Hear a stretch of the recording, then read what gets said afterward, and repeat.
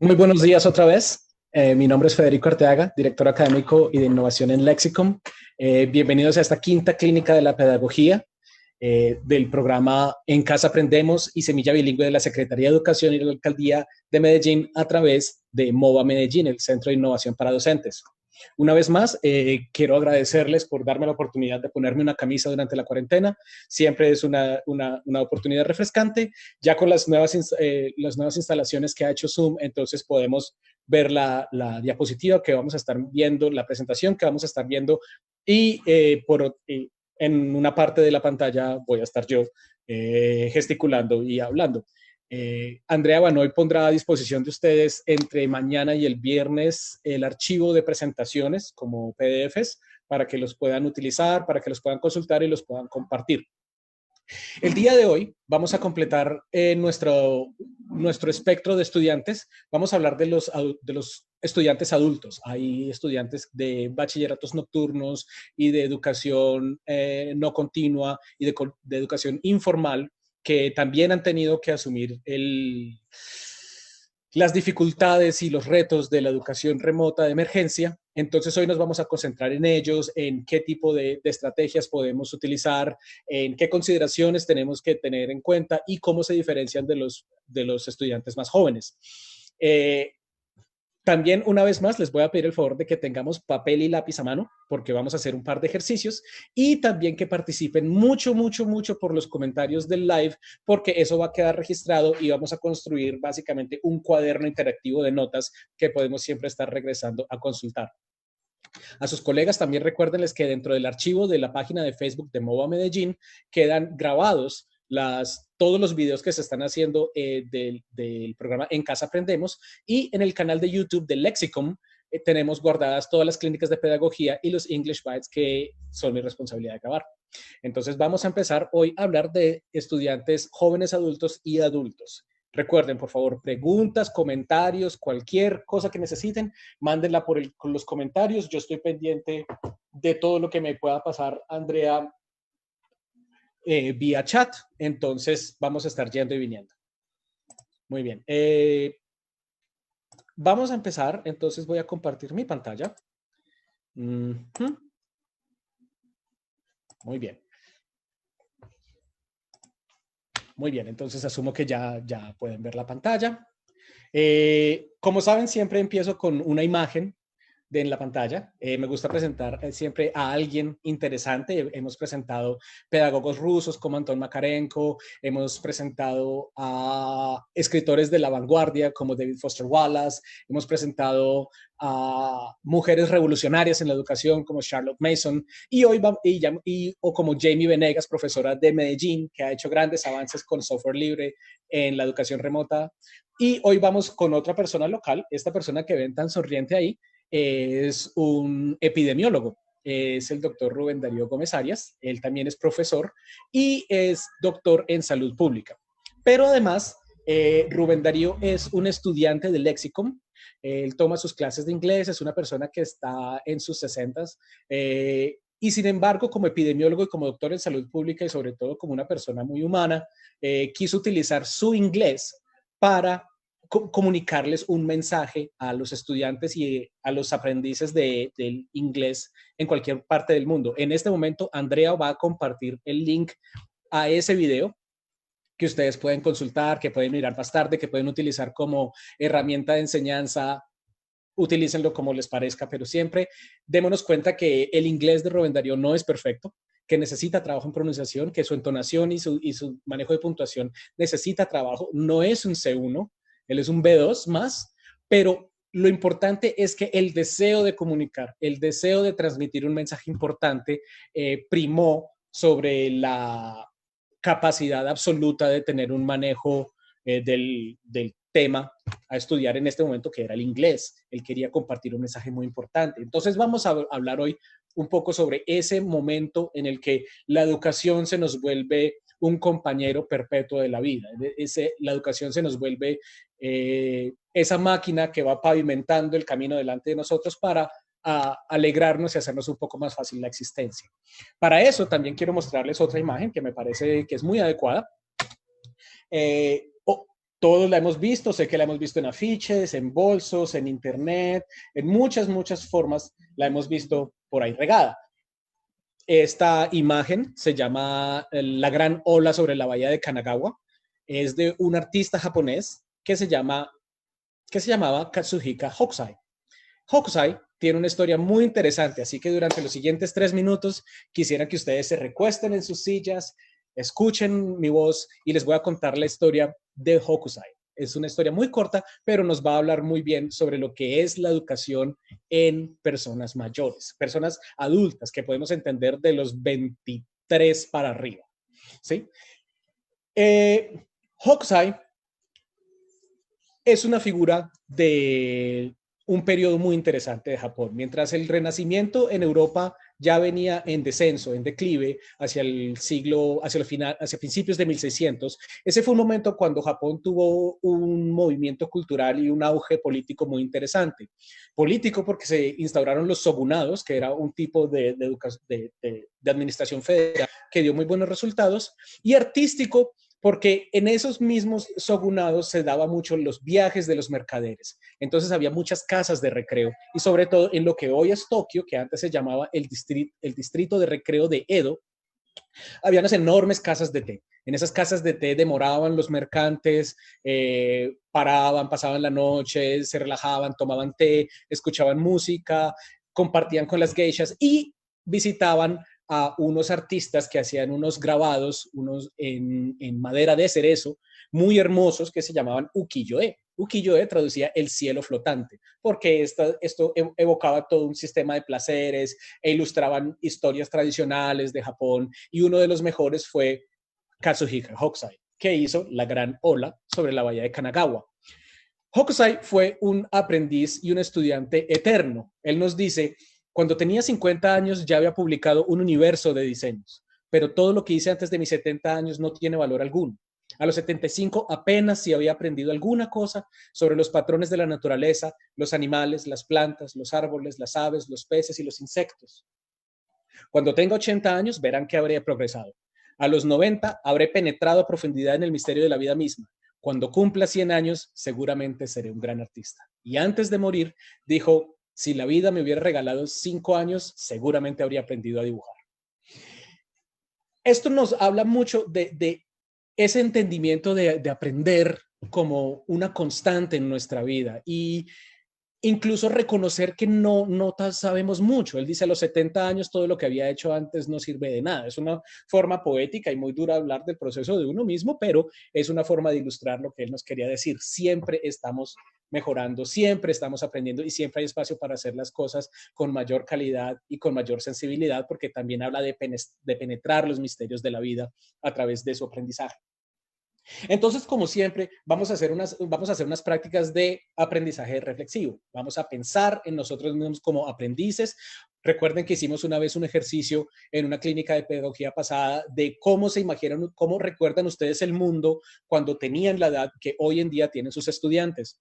Ahora quiero que piensen desde la edad que tenemos todos, pero pensemos en ¿cómo ha sido esa experiencia de aprender? Y si quieren compartirla, por favor, anótenla en los comentarios. ¿Cómo ha sido esa experiencia de aprender? ¿Qué compartirías como resumen de aprendizaje en tu propia experiencia de la educación? Como estudiante, no como profesor. No pensemos como profesores, sino como, como estudiantes perennes y no solamente dentro del sistema escolástico de una universidad o de un instituto o de un curso a distancia, sino constantemente las cosas que leemos, las cosas que investigamos que nos van a servir para mejorar en nuestro desarrollo profesional y personal. ¿Qué nos queda a nosotros? ¿Qué es lo que más nos queda? ¿Por qué seguimos estudiando? ¿Por qué siguen estudiando? ¿Cuál es la necesidad de ustedes de seguir estudiando? Mantenerse relevantes, aprender más, satisfacer la curiosidad, renovar conocimientos. ¿Por qué estudiamos? Y entonces también pensemos que muchos de nosotros, a pesar de que pueden ser ustedes profesores de colegio donde la edad es algo muy controlado en los grupos, también muchas veces uno para nivelar las finanzas da unas clases particulares a estudiantes adultos. Y esos estudiantes adultos también tienen sus necesidades, sus características, sus fortalezas y sus debilidades. Entonces, ¿por qué creen que esos estudiantes siguen estudiando? ¿Por qué creen que los adultos siguen estudiando? Ustedes como adultos, ¿por qué siguen estudiando? ¿Por qué hacen un máster? ¿Por qué hacen un PhD? ¿Por qué hacen un diplomado? ¿Por qué están aquí?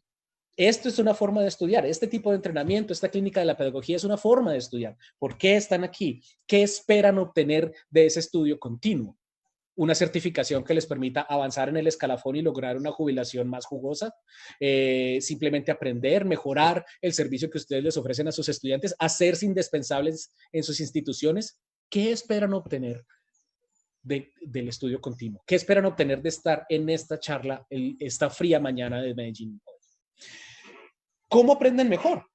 ¿Cómo aprenden mejor? Analícense ustedes como estudiantes. ¿Cuál es su mejor método de aprendizaje? Muchos de nuestros estudiantes aprenden mejor por vía audiovisual, obviamente. Yo sé que yo aprendo mejor si leo. Yo sé que yo aprendo mejor si relaciono experiencias, si hay historias interesantes, si hay anécdotas de pronto raras dentro del contenido, me va a interesar más. ¿Cómo aprenden ustedes? ¿Qué los motiva a ustedes a aprender mejor? ¿Y cómo no aprenden? También hay que pensar en esto, ¿cómo no aprenden? ¿Qué tipo de enseñanza se ha aplicado con ustedes que sencillamente no funciona?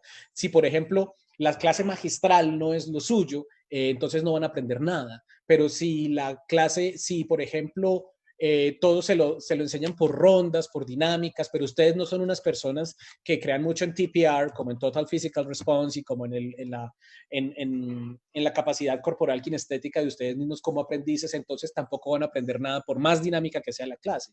Entonces pensemos esto, como adultos, ¿cómo aprendemos y cómo no aprendemos? ¿Sí? Y también eso es un momento que tenemos que llegar a nuestros estudiantes más grandes, y ya más grandes pueden ser desde noveno, décimo, 11 y en adelante, universidad, adultos, de doctorados, posgrados, diplomados. ¿Cómo aprenden y cómo no aprenden? Y a veces es muy bueno no simplemente dejar que esto corra de forma deductiva, como hacer todo un ejercicio y luego llegar a conclusiones, que es una forma muy válida, sino a veces también por ahorrar el tiempo y gracias a la madurez de nuestros estudiantes podemos preguntarles directamente cómo aprenden ustedes, cómo no aprenden ustedes. Una de las ventajas que tiene trabajar con adultos es que ellos se conocen a sí mismos.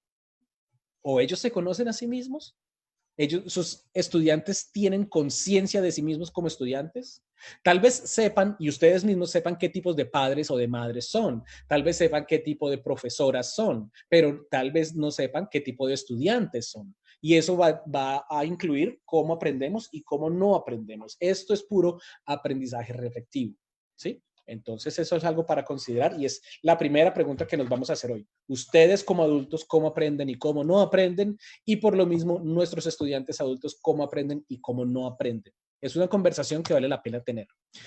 Antes de continuar, quiero por favor recordarles mantener la distancia social. Yo sé que este viernes es el día sin IVA y se levanta el pico y cédula en Medellín. Eso va a crear trastornos. Por favor, que los profesores seamos modelos, seamos ejemplos, mantengamos la distancia social, por favor. Hay un ejemplo muy cruel que se utilizó en estos días en Europa y es, ¿cuál es la mejor distancia social? Imagínense entre usted y la otra persona el tamaño de un ataúd. Eso es una buena medida de distancia social, mantener la distancia de un ataúd alrededor de nosotros, ¿sí? Eso nos va a mantener muy, muy centrados en lo que debemos hacer. Cuando estemos hablando de los estudiantes que tenemos hoy en día, tenemos que hablar de los tipos de generaciones. Recuerdo que en los 90 leí un artículo en Revista Semana que fue la primera vez que leí sobre la generación X y hablaba de, primero que todo de cuándo habían nacido, de qué características tenían, ¿sí? Estamos hablando hoy en día de los millennials y la generación Z. Entonces, la generación Z son los estudiantes que hoy en día nuestros tienen 18 años, 20 años incluso. Los millennials son los que vienen detrás. Por definición temporal, yo soy millennial porque nací en 1982. Entonces, la discriminación general, que sobre todo parte desde el mercadeo, es que el millennial nació durante un boom económico, es más idealista, mientras que la generación Z, los jóvenes de hoy en día, nacieron durante recesión y tienden a ser mucho más prácticos. Los millennials quieren experiencias y los Z están viendo cómo está la situación económica mundial y quieren ahorrar dinero. Nosotros fuimos pioneros de la telefonía móvil, nosotros fuimos los primeros en utilizar esos enormes Nokia 1100. Oye, entonces fuimos pioneros, pero los de ellos ya son nativos. Cuando ellos llegaron ya estaban los celulares, los teléfonos inteligentes. Nos alineábamos con marcas que compartían nuestros valores, pero hoy en día tiene que ser algo que se sienta auténtico. ¿Cuáles son las redes sociales que más se utilizan? Nuestra generación utiliza mucho Facebook, pero hoy se utiliza algo mucho más rápido, como Snapchat, Instagram, TikTok. Entonces, esas son cosas que, primero que todo, son grandes generalizaciones, pueden no aplicarse para todos, especialmente en un país donde la tecnología llega desigual. No voy a decir que llega más rápido o más lento porque no se puede aplicar de forma general a todo el país. No llega la tecnología con la misma velocidad a Medellín, de que es la ciudad que quiere ser la sede de la cuarta revolución industrial y de la nueva revolución tecnológica, a un lugar como Segovia, que es una zona casi rural, es una zona con grandes problemas sociales. Ustedes vieron que en 10 días hemos tenido una tasa disparada de feminicidios y es importante tener estas conversaciones. Entonces, ¿cuáles son los focos de atención que tienen cada población y cómo llega y qué importancia tiene la tecnología en cada lugar donde llegamos? Entonces vamos a reconocer, ¿sí? Los que somos de mi edad más o menos y los que tenemos entre 40 y 27 años somos generación millennial y de ahí para adelante somos Z y de ahí para atrás son X y detrás vienen los baby boomers. ¿Qué quiere decir eso? Nada, simplemente es más fácil encontrar información al respecto en Internet cuando uno tiene ciertas etiquetas, pero no tienen mucho eso, porque además tenemos que empezar a hablar de una falacia muy grande, que es la falacia del nativo digital. ¿Sí? Empezamos como a hablar de falacia porque si bien es una teoría muy aceptada, muy distribuida, vemos que no se aplica de forma equitativa en diferentes lugares del mundo. ¿Qué es un nativo digital? Hablamos del nativo digital como alguien que nació y se crió rodeado y sabiendo utilizar, aprendiendo desde muy joven cómo aplicar herramientas digitales, cómo utilizar desarrollos tecnológicos, cómo la innovación es parte de su día a día. Pero es muy difícil hablar de eso en Colombia, ¿sí? Es muy difícil hablar de eso en Colombia como una forma, como un rasero general. En Colombia lo que tenemos muchos entre nuestra generación Z, entre nuestros estudiantes jóvenes, son nativos de redes sociales. Ellos saben utilizar desde el inicio cómo funciona Twitter, cómo funciona Instagram, cómo funciona Snapchat, TikTok, WhatsApp, pero son nativos de redes sociales, no los convierten en nativos digitales porque me ha pasado incluso con mi sobrino que él sabe cómo hacer un TikTok, pero no sabe cómo copiar y pegar algo en Paint.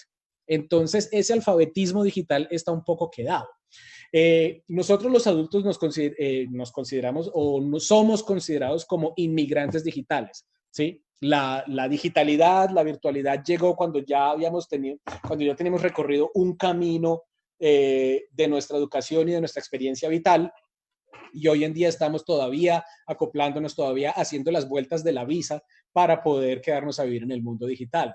Hemos tenido que aceptarlo como una realidad no solamente viable, sino a veces obligatoria de nuestra vida diaria. Ahora, en tiempos de cuarentena y educación remota de emergencia, pues más que nunca hemos tenido que aprender a manejar Zoom, hemos tenido que aprender a manejar Google Classroom, o cómo coordinar una reunión por Teams, o cómo organizar el día a día de mi equipo de trabajo con algo como Monday. Entonces, somos inmigrantes digitales rodeados de nativos de redes sociales, mientras que los nativos digitales desafortunadamente siempre se van a encontrar en las clases sociales más altas, las que han tenido acceso a mejores recursos desde su niñez y que sus padres les dieron una ventaja al nacer, ¿sí?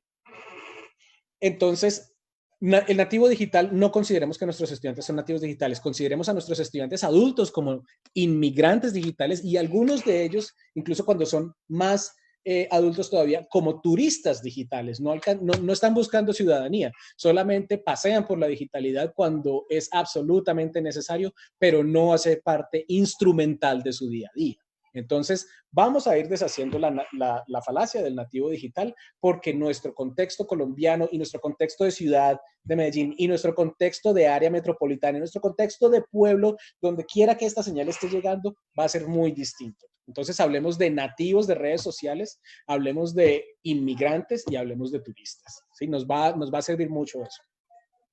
Y de ahí en adelante ya tenemos que empezar es a hablar de cómo diferenciamos nosotros a nuestros estudiantes jóvenes de nuestros estudiantes adultos y vamos a verlos en 4 categorías. Recuerden, papel y lápiz porque luego les voy a hacer una pregunta y sería muy chévere que podamos diseñar un ejercicio en torno a eso. Entonces, los estudiantes jóvenes y los jóvenes adultos comparados. Esto sale de algo que está en The TEFL Academy. Yo intento llenar con la mayoría de referencias posibles para que ustedes luego puedan investigar por sí mismos. Entonces, vamos a hablar de estudiantes jóvenes y de estudiantes adultos en diferentes términos, en los términos de autonomía, de aprendizaje, de motivación y de disciplina. En términos de autonomía, vemos que tenemos unas relaciones que son inversamente proporcionales. El joven, obviamente, la estudiante joven, la niña, el niño, son menos autónomos, requieren mucha más guianza en ese sentido, pero son mucho más, están mejor alfabetizados digitalmente. ¿Sí? Saben mejor utilizar las herramientas. Uno les presenta un software y lo aprenden mucho más rápido que un adulto porque están más abiertos a la novedad, porque tienen menor miedo al fracaso. Y a los jóvenes se decide por ellos cuál es el contenido que deben estudiar. Ellos llegan a un colegio y ya hay un pensum establecido, ya hay un proyecto educativo institucional. Tú los mandas a que estudien en el Colombo o en Lexicon o donde quieran y hay un currículo que seguir, hay un sistema de niveles. Los metes a una liga de fútbol y entonces ellos tienen, dependiendo quién sea el profe en la liga de fútbol, entonces tienen una forma de melear y de tocar en la cancha distinta. Entonces, muchos de los contenidos ya son decididos por los jóvenes. Mientras que en el caso de los adultos, sabemos que los adultos, en la mayoría de los casos, en la gran mayoría de los casos, ellos escogen qué estudiar y por qué estudiar. Saben desde que escogemos ir a la universidad. Sabemos qué queremos estudiar. Yo quiero ser veterinario, yo quiero ser ingeniero, yo simplemente quiero ser mecánico, yo voy a seguir arreglando las lavadoras como en el negocio de mi padre, pero ya es una decisión mía, ¿sí? Ya es algo que viene más dentro de mi propia elección. Cuando estamos hablando de las tecnologías de la comunicación y la información, los jóvenes son más independientes y los adultos no son dependientes, pero necesitan guianza, porque al estudiante adulto siempre le queda un poco más difícil aceptar que necesita ayuda o pedirla incluso. Entonces necesita un acompañamiento mucho más cercano del profesor. Hay que hacerles muchas más preguntas de cómo te sientes que si entiendes. Al estudiante joven se le pregunta si entiende porque básicamente se le está imponiendo un contenido que él tiene que ir aceptando, que la niña tiene que ir parcelando en su cabeza y entonces tenemos que ir preguntándole, ¿entiendes? Para ver que se está consolidando el contenido. Mientras que el estudiante adulto ya tiene una historia de estudios, ya hizo su bachillerato, ya puede que haya hecho su universidad, entonces está acostumbrado al estudio, está acostumbrado a la escolástica, pero tiene en este momento unos filtros afectivos respecto al método o respecto a las nuevas formas. Hay que preguntarle más cómo se siente. Entonces ahí viene a jugar la autonomía y los alfabetismos digitales. No es tan bueno con la herramienta digital, pero es responsable de sí mismo. El joven está aprendiendo a ser responsable de sí mismo, pero es mucho más ducho con la herramienta digital. En cuanto a aprendizaje, ¿cómo aprenden? ¿Cómo aprenden? Entonces los jóvenes son aprendices sensoriales. Todo pasa por sus sentidos. Hay que moverse, hay que tocar, hay que probar, hay que escuchar, hay que ver. ¿Sí?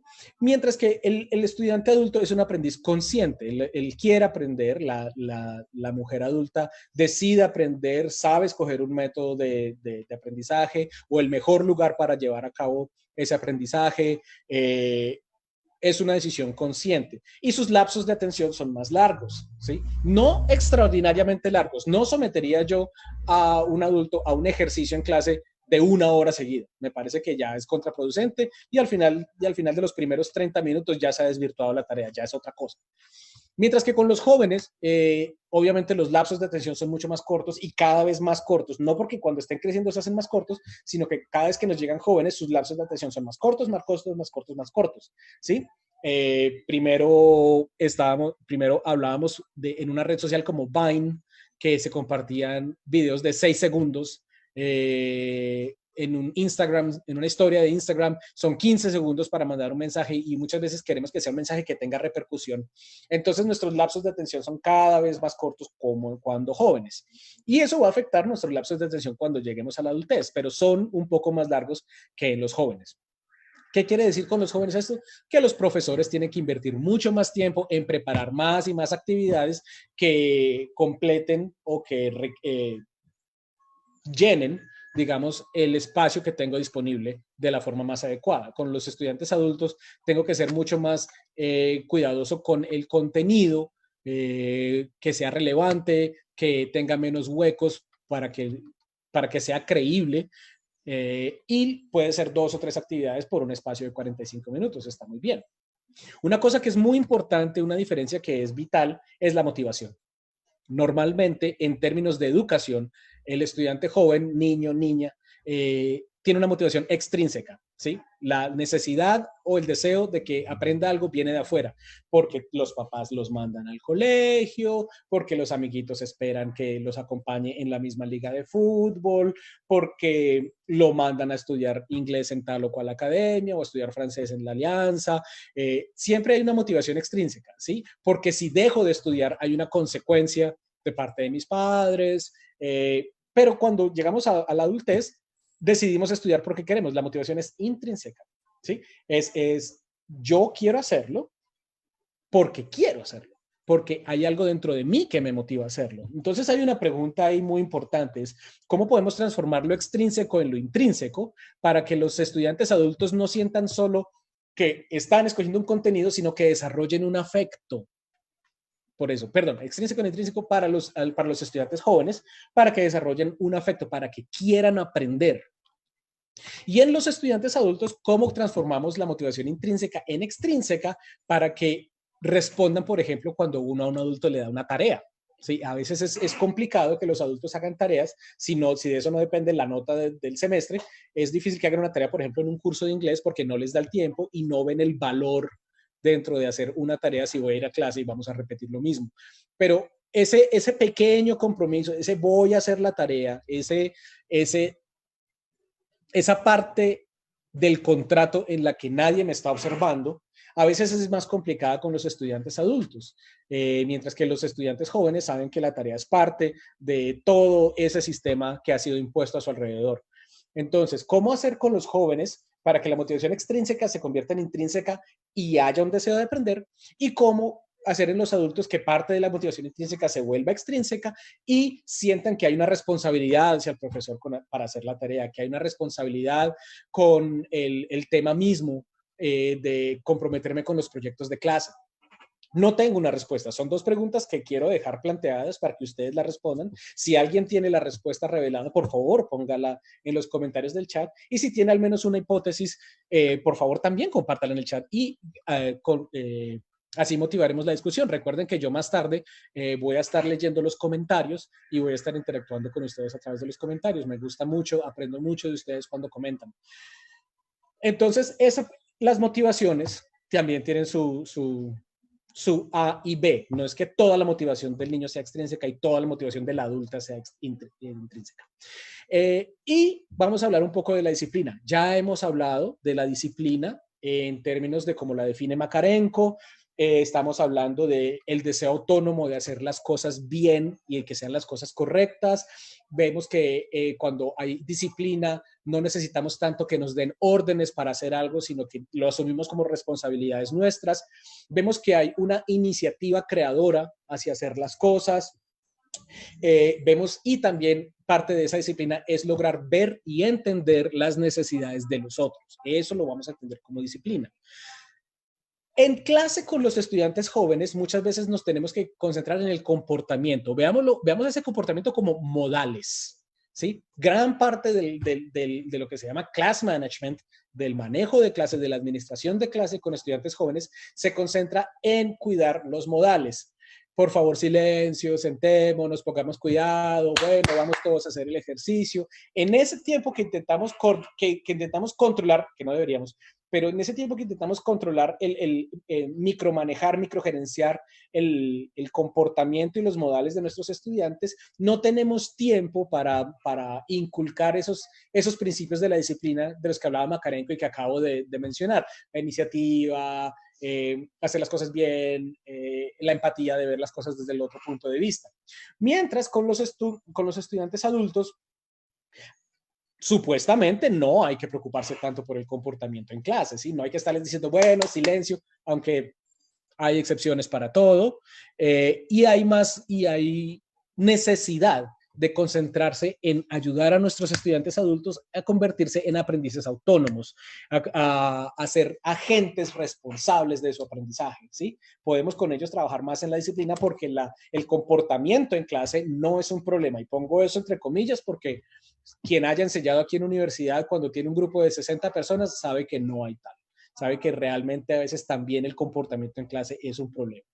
Pero otra vez, ¿cómo vamos a balancearlo? No vamos a llegar al punto en el que con los estudiantes jóvenes vamos a tener 50-50 de comportamiento y disciplina en nuestro manejo de clase, ni vamos a llegar al punto de 50-50 con los estudiantes adultos porque esperamos que no haya que microgerenciar todo el comportamiento. Pero pensemos en eso. ¿Cuánto tiempo dedicamos al comportamiento y cuánto tiempo dedicamos a la disciplina? Y con los estudiantes adultos es muy importante motivar la disciplina porque cuando el estudiante adulto ve que tiene agencia dentro de su modelo de enseñanza, dentro de su curso, es mucho más fácil que se comprometa con las tareas extrínsecas, con lo que necesita motivación extrínseca. Las tareas, el proyecto, en fin, llamar a los compañeros, desatrasarse, la asistencia a clase también tiene mucho que ver con la motivación extrínseca en muchos casos. Los estudiantes jóvenes, yo sé perfectamente que si fuera de su decisión, no irían todos los días a clase y realmente yo estoy de acuerdo con eso. Recuerdo que yo mismo, cuando estaba en 10º y 11 en la ciudad de Manizales, mi colegio era el Instituto Universitario. En aquella época, en los años 96 y 97, por algún motivo, el descanso a media mañana del Instituto Universitario no era en el patio, sino en la calle. Y la calle que está frente al Instituto Universitario es la avenida principal, la avenida Santander, y está muy cerca del centro comercial Parque Caldas. Mucha gente no volvía después de descanso, se iba para el Parque Caldas a hacer lo que hacen los adolescentes en los centros comerciales por la mañana cuando todos los locales todavía están cerrados, dar vueltas, ¿sí? Pero es sencillamente el hecho de el poder de administrar su propio tiempo. Lentamente yo fui aprendiendo que nadie iba a aprender por mí, que la disciplina era parte mía. Y afortunadamente tuve personas alrededor mío que me motivaron a eso. Y algunos de ellos fueron profesores, pero no muchos. Los profesores del colegio donde yo estudiaba, había muy buenos y los había muy malos. Pero si nosotros como profesores en este momento, aquí en esta clínica de la pedagogía, a través de MOVA, de la alcaldía y de la Secretaría de Educación y del programa En Casa Aprendemos y de Semilla Bilingüe, pensamos en que podemos ir sembrando las semillas de esa disciplina para que los estudiantes empiecen a revisar su propio comportamiento, entonces vamos ganando campo y vamos a crear a estudiantes adultos mucho más conscientes, mucho más responsables y mucho más participativos de su propio proceso. Pensemos en esto, ¿sí?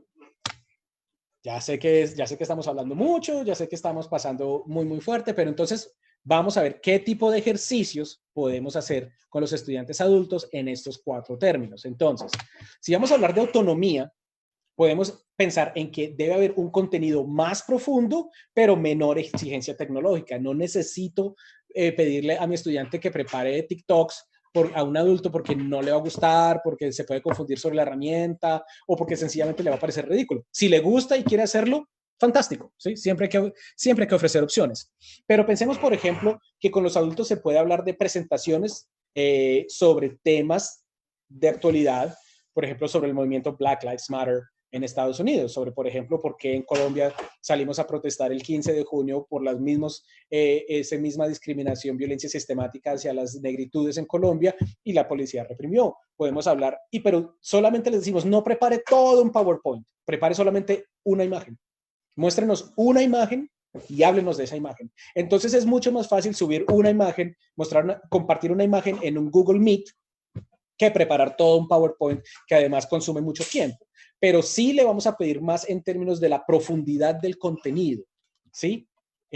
¿Por qué tenemos que seguir apareciendo en la prensa que Daniela Quiñones fue encontrada muerta cuando la realidad es que no la encontraron muerta, fue que la mataron, ¿sí? Entonces, ese tipo de reflexión lo podemos esperar más de los estudiantes adultos que de los estudiantes jóvenes. Los estudiantes jóvenes, a pesar de eso, son gente que cuando se comprometen en una causa son unos compromisos completamente pasionales y obsesivos, pero también de muy corto aliento. Mientras que con los adultos podemos hablar de contenidos más profundos, una sola imagen como presentación, podemos hablar que podemos pedirles que nos hablen de su comunidad en el trabajo, en el barrio, y que solamente lo hagan trayendo 3 palabras claves para discutir, que esas 3 palabras claves van a ser la guía de su ejercicio. Entonces pensemos en esto, pedirles a los adultos que nos hagan presentaciones de gran contenido, pero solo con una imagen, o que nos ayuden a hacer una disección de la comunidad utilizando solamente 3 palabras clave. Eso reduce la presión, reduce la exigencia de la pericia tecnológica y aumenta la productividad en términos de contenido y de relevancia para ese estudiante mismo y para la clase en general. Cuando estemos hablando del aprendizaje, ¿sí? Recuerden que estábamos hablando de que los estudiantes jóvenes son aprendices sensoriales y los estudiantes adultos son aprendices conscientes. Entonces, podemos estar hablando con los estudiantes adultos de habilidades integradas. Habilidades integradas es que vamos a escoger un tema, por ejemplo, la escasez de camas en las unidades de cuidados intensivos en el Chocó, y vamos a ver un pedazo de las noticias, vamos a hablar al respecto y finalmente vamos a escribir algo al respecto. Puede ser una conclusión, puede ser una propuesta de solución, pero estamos hablando de un tema en diferentes recursos y le va a permitir al estudiante adulto ir por diferentes campos de entrenamiento. Como les dije, una parte es ver un video, que también conlleva escuchar.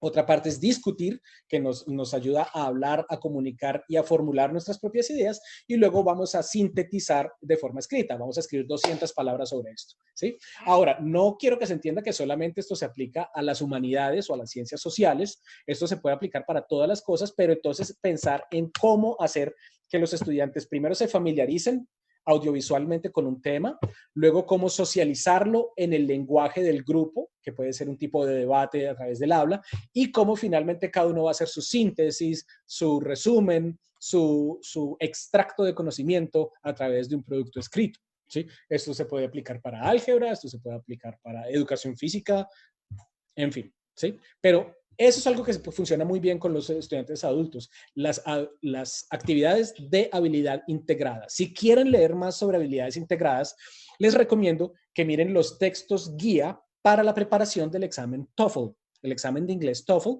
que es Test of English as a Foreign Language. Es un examen preparado por ETS. ETS no es una universidad, no es una institución educativa, pero es una institución privada, pero ellos lo que hacen es extraen muchos profesores de muchas partes y han diseñado un gran examen, un examen ya muy establecido que ha dejado de ser de habilidades aisladas para ser habilidades integradas, ¿sí? Juntar nuestras habilidades en torno a un tema. Podemos también con ellos hacer debates sobre los pros y los contras de algún asunto o que expresen su posición personal frente a una cosa, ¿sí? Como aprendizajes conscientes puede servirles mucho. En cuanto a la motivación, con los estudiantes adultos que estábamos hablando que necesitamos que tengan un entendimiento un poco más extrínseco de las tareas, de los proyectos de clase, tenemos que hacer un acercamiento amigable y progresivo al trabajo fuera de clase y que haya retroalimentación positiva. ¿Sí? Entonces, de entrada, no dejarle una tarea larga a los adultos, sino empezar con tareas cortas, cuya tasa de éxito sea casi inmediata y absoluta, ¿sí? O sea, un ejercicio de repetición que haya muy poca posibilidad de fallar, pero corta, y cuando lo revisemos que haya mucha retroalimentación positiva. Gracias por hacer el ejercicio, veo que te está yendo muy bien, veo que puedes hacer más, ¿sí? Y entonces vamos incrementando poquito. ¿Cómo se funciona esto? ¿En qué se traduce literalmente? Por ejemplo, en llevar diarios, un diario. Hoy vamos a escribir sobre el tema que vimos hoy. Por favor, en su diario escriban un renglón, no más.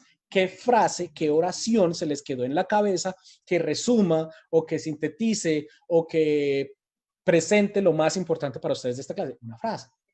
Siguiente, el siguiente día hubo otra clase. Bueno, hoy tuvimos un debate. Quiero que en su diario hablen de 2 compañeros que dijeron cosas interesantes. 2 compañeros nomás, no vamos a hablar de los 20. Solamente 2 compañeros que hayan dicho cosas interesantes.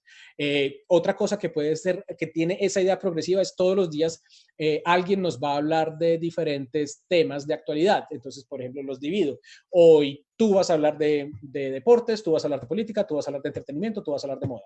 Siguiente semana los roto y todos los días me hablan algo. Esa pequeña responsabilidad diaria de compartir información, de que si yo hago falta, entonces al periódico hablado que estamos creando en el salón le queda faltando una sección, ayuda mucho a jalonear esa motivación extrínseca y, como siempre, que haya una retroalimentación positiva. No quiere decir que no se le va a corregir errores, pero si se le va a dar una pastilla de medicamento digestivo a un perro, ¿qué hace uno? Pues se la envuelve en pan, ¿sí? O en un pedacito de jamón y el perro se la come sin darse cuenta. Entonces, cuando yo le doy retroalimentación positiva a un adulto, le digo todo lo bueno que ha hecho y al final le puedo hacer la observación de qué es lo que necesita corregir y entra bienvenido dentro de el chocolate de la información positiva dentro de su cabeza. Y cuando estemos hablando de disciplinas y comportamientos, con los adultos pasa a veces lo contrario. Y se han visto muchos de esos chistes en Internet, que antes en clase los profesores eran, por favor, silencio. Y hoy en día los profesores en clase son, por favor, hablen, porque a veces uno lanza una pregunta en alguna plataforma, como en este momento, si yo les digo, bueno, ¿qué hicieron ayer? Y nadie habla. Entonces eso crea un sentimiento de desolación para el estudiante. Entonces lo que yo propongo como práctica, que lo hago yo personalmente, es crear un caos controlado. ¿Qué es crear un caos controlado? Es moderar la recocha. Hacer un momento de recocha para tener un compromiso emocional con la clase, que haya cierto gusto por la clase. Entonces, una cosa que yo hago mucho con mis estudiantes es que les doy 5 minutos o 7 minutos para que aleguen, para que se quejen de algo que quieren quejarse estos días o que nos cuente algo que los tiene muy felices por estos días, pero les dejo que hagan lo que en inglés llamamos free speaking, ¿sí? El habla libre. No les corrijo errores en ese momento, no me fijo qué vocabulario utilizan, simplemente quiero que hablen. ¿Sí? Y es un momento en el que se teje un anzuelo emocional para que los estudiantes adultos vuelvan a la participación en clase. También a veces uno sabe con quién se puede reír en clase. Ayer precisamente teníamos un entrenamiento de profesores en Lexicon y estábamos ahí todos en cámara y estábamos hablando de cosas que tenemos que hacer en casa durante la cuarentena. Alguien mencionó cortarse el pelo y tenemos un profesor en Bogotá que es calvo y se ha rapado la cabeza, entonces no hay nada por acá. Entonces, obviamente yo en un momento dije, Juan Pablo, nos tienes que dar un curso de corte de cabello doméstico. Entonces todo el mundo, ja, hubo un poco de recocha y yo sé que él iba a recibir bien. Dice, sí, soy una persona brillante. Y fue un momento en el que dejamos por un instante el peso de lo que estábamos hablando, que era evaluación de ejercicios hablados, y pasamos un momento de chiste y luego volvimos ya con una mentalidad un poco más fresca al tema. Pero entonces tener un caos controlado, una pequeña recocha guiada, es algo muy útil con los estudiantes adultos para generar ese vínculo emocional con la clase. ¿Sí? Vayan pensando ustedes en qué tipo de ejercicios pueden utilizar con estudiantes adultos, en su experiencia, que lo hayan hecho alguna vez, cuáles les ha dado resultado, compartámoslos en los comentarios, por favor recuerden que yo más tarde voy a leerlos y me interesa mucho aprender, y hay profesores con ustedes en la sala en este momento que se van a beneficiar mucho si compartimos esas cosas.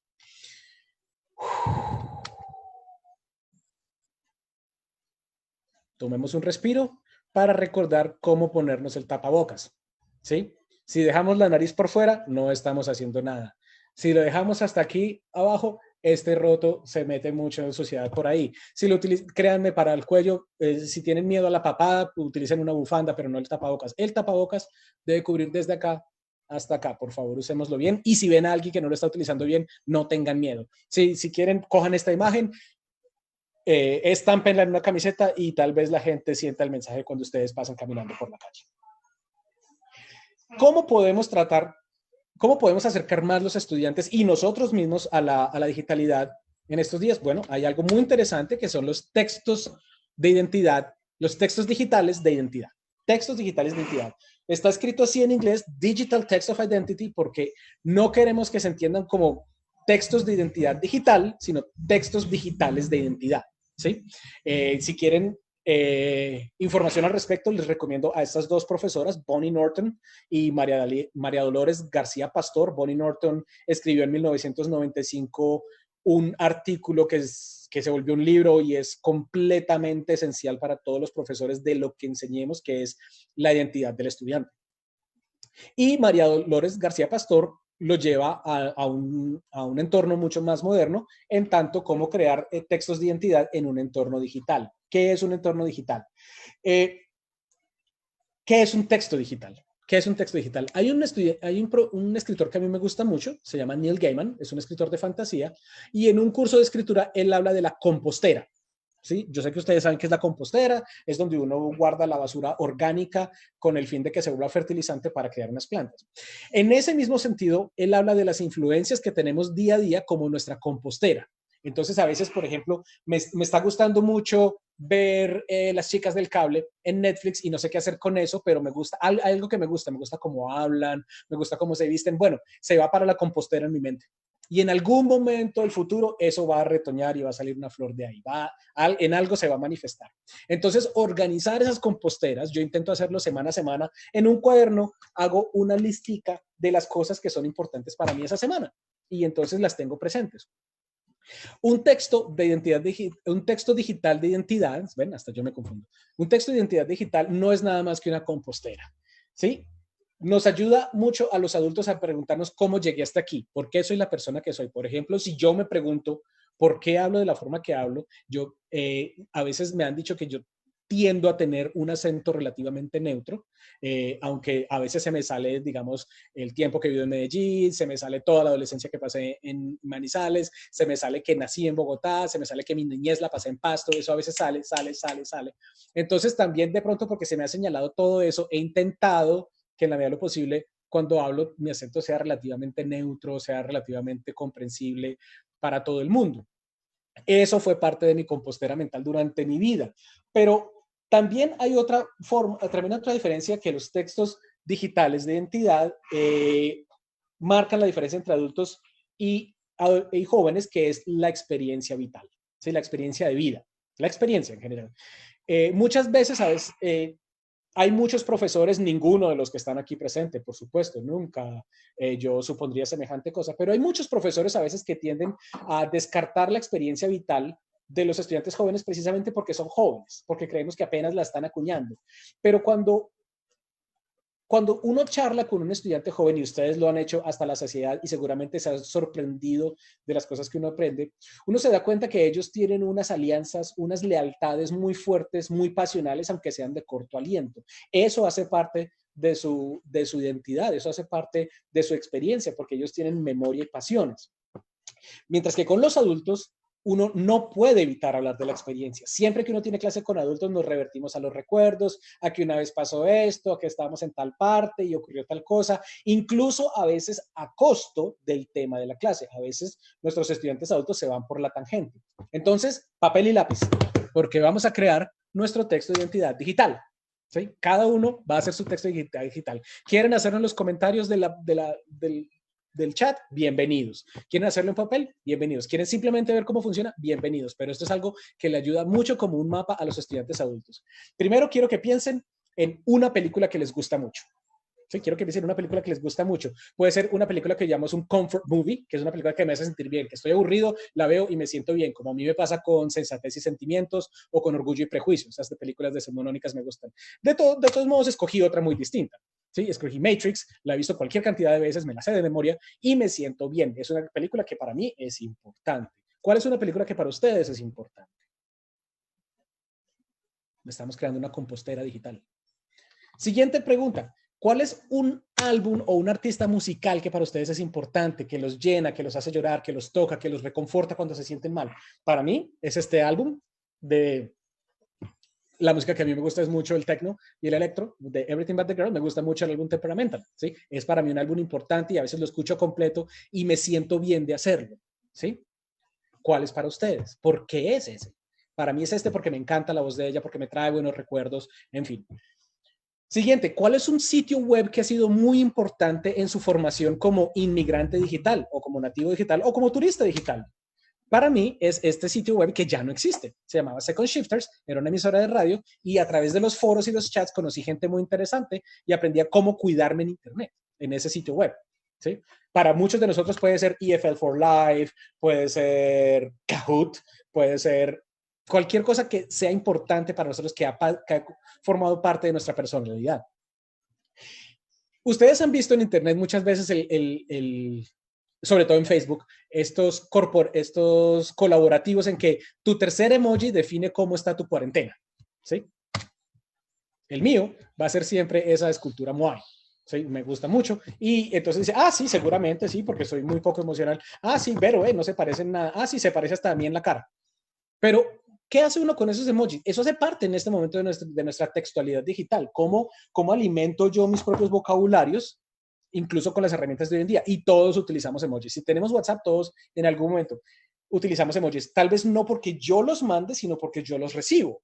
¿Sí? Por ejemplo, yo no soy persona de cuando me comentan algo, yo no escribo jajajajajaja si no me estoy riendo realmente. ¿Sí? Pero interactúo con muchas personas que me escriben jajajajajaja y tengo que aceptar eso como parte de su identidad y es parte de un texto digital que están creando. ¿Ya vieron ustedes cuál es el emoji que los define? ¿Por qué no lo ponen en los comentarios del chat? Puede ser interesante ver el tercer emoji. Veamos, hagamos eso. El tercer emoji que pongan en este momento en el comentario del chat es como ustedes están llevando a cabo la educación remota de emergencia con sus estudiantes. ¿Ya? ¿Lo escogieron? ¿Lo pusieron? Muy bien. Otra pregunta para esa compostera digital. ¿Cuál es la red social que más utilizan y por qué? En mi caso es Twitter. Me gusta el texto corto, sigo gente interesante, tengo la oportunidad de interactuar con muchas personas y he conocido gente interesante. Pero hoy en día hay otro paso de esto y es los stickers. Los stickers de WhatsApp dicen mucho de nosotros. Por ejemplo, pueden revelar una afiliación política, ¿sí? Hay uno que dice sello de estupidez María Fernanda Cabal, porque hay un juicio sobre esa persona, pero también está el otro sticker de quién dio la orden sobre los falsos positivos, y es la imagen que supuestamente se prohibió. Hay un humor muy cruel, también hay, escogí stickers polémicos, escogí stickers difíciles. Ustedes se acuerdan que esta modelo, Lina Marulanda, desafortunadamente cometió suicidio saltando desde un edificio y entonces la gente a veces se responde diciendo que ya va por alguna parte diciendo que ya le caigo con una imagen de Lina Marulanda. Es un humor demasiado cruel, pero entonces también nos habla de nuestra humanidad. ¿Hasta qué punto yo he normalizado la tragedia de otras personas como parte de mi discurso casual? Para mí son muy importantes los juegos en palabras, los juegos de palabras. Entonces yo utilizo mucho ese de Excel en té para decir excelente y es el logo de Excel en una tacita de té.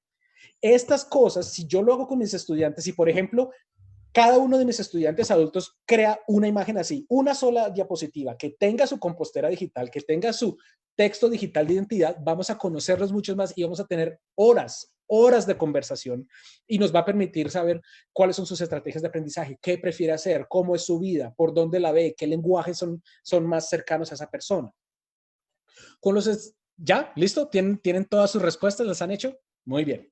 Porque todo esto es una forma de hablar en otros términos. Estamos hablando del enfoque Summer, formulado por el doctor Rubén Puente Dura, en el que hay una sustitución, hay un aumento, hay una modificación y hay una redefinición de las actividades. Con los adultos siempre es bueno empezar por la sustitución, fácil, ¿sí? La menor exigencia tecnológica. No vas a tomar tus notas en un cuaderno, las vas a tomar en un documento de Word. No tiene nada que amplíe la actividad, simplemente es un sustituto directo. ¿Cómo lo aumenta? Bueno, entonces ya ponle cuidado a Word, que te está haciendo la corrección, a veces gramatical, de puntuación y de ortografía. ¿Sí? Eso aumenta la posibilidad del cuaderno normal. La modificación, podemos rediseñar toda la tarea. Entonces, si presentas un trabajo en Word y escoges diferentes fuentes tipográficas para diferentes títulos, entonces me estás diciendo algo como que esto es muy importante, esto es muy chiquitico, esto es desde aquí, esto es allá. Y la redefinición me permite hacerlo de una forma completamente distinta. Entonces, subo el documento de Word al Drive de Google y lo vuelvo colaborativo y todos utilizan colores y alguien interna una nota de voz y alguien pone un video y comentarios, redefine completamente lo que es un cuaderno. Con los adultos empecemos por sustituir, empecemos por lo pequeño, ¿sí? Esta cara a cara se volvió cámara a cámara, ¿sí? Eso es una sustitución. Pero si yo ya utilizo esta cámara a cámara con la posibilidad de que ustedes me están viendo ahí, pero no saben qué va a pasar después, y les digo que tengo un objeto en la mano y ustedes no lo están viendo, y es una pila, ¿sí? Si hubiéramos estado frente a frente, ustedes habrían podido adivinar más fácil porque tengo la mano así o porque lo estoy sosteniendo así. Aquí solamente lo tengo que poner debajo de la cámara y levantar. Y tengo una idea distinta, ¿sí? Sustituir, aumentar, modificar y redefinir. No hay por qué hacer las cuatro cosas, ¿sí? No hay por qué hacer las cuatro cosas, no hay por qué hacer los cuatro pasos. Simplemente lo que sea conveniente para el desarrollo educativo. Todo esto está disponible en español. Todo esto está disponible en español, por favor. Entonces, como son ustedes estudiantes adultos y quisiera engancharlos a esto, quiero proponerles una tarea. ¿Sí? En esta clínica de la pedagogía vamos a dejar una tarea para la próxima vez que nos veamos. Diseñen una actividad Summer en que una cosa sustituya a otra, o la aumente, o la modifique, o la redefina. Recuerden, no es sino que busquen Summer, estas letras S-A-M-R, en internet y van a encontrar toda la literatura que necesiten para apoyarse. Y muchos ejemplos, y pueden buscar en YouTube y van a encontrar gente que lo explica mucho mejor que yo. Entonces, diseñen una actividad Summer. Puede ser de sustitución, de aumento, de modificación y de redefinición. No tienen que hacer los 4 pasos, hagan uno. No tienen que ser en orden, sáltense. ¿Sí? Pero vamos a diseñar una actividad en la que o estamos sustituyendo un recurso, o aumentamos la actividad, o modificamos el material y el recurso y la actividad, o redefinimos el ejercicio completamente. Esta es la tarea que quisiera dejarles.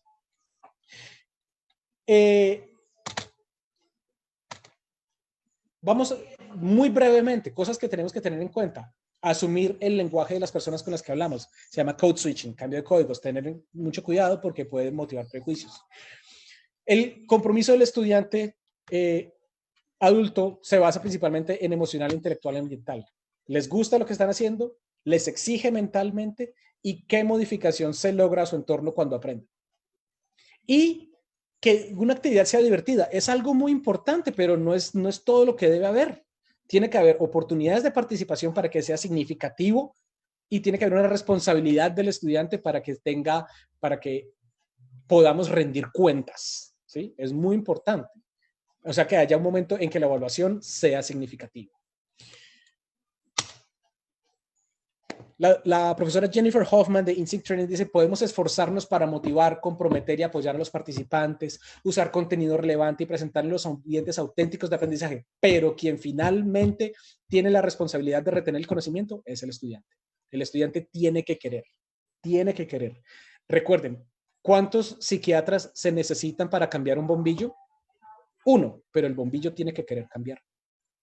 Es muy importante. ¿Sí? Entonces siempre recordemos eso, la semilla de todo es que el estudiante quiera hacer cosas. Como siempre, quedo muy agradecido por toda su atención. Ya saben que mi nombre es Federico Arteaga, director académico en Lexicon. Esta fue nuestra 5ª clínica de la pedagogía sobre aprendices adultos y estudiantes adultos de la Secretaría de Educación, el programa Semilla Bilingüe, En Casa Aprendemos y la Alcaldía de Medellín. Por favor, comenten, déjenos sus comentarios. Si les gustó, cuéntenles a sus amigos. Si no les gustó, cuéntenme a mí. Y yo podré hacer todo lo que esté en mis manos para mejorar estas presentaciones. Esperemos que les haya sido de mucha utilidad y nos vemos en una próxima ocasión. Feliz día.